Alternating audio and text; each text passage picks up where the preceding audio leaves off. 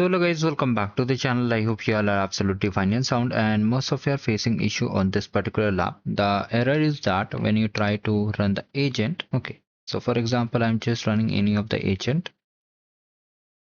So the agent is not responding. Also the session ID is also not generated over here. And if you just check the logs over here, so you can see it is showing forbidden. So the issue is not from our end. The solution is working fine. The issue is from the Google end only. You have to report it to the support team. What you have to do, you have to take this screenshot. You can take the screenshot from the video also. Okay. And these two screenshot you have to do. If you are completing the lab, you can just screen record it and you have to mail it to the support team. support@Qwiklabs.com. You have to mail the screenshot and tell them that we have to complete these labs before 31st of March, or maybe if you are doing for any other program also, you can mention that also, so that they fix it so that you are able to complete the lab.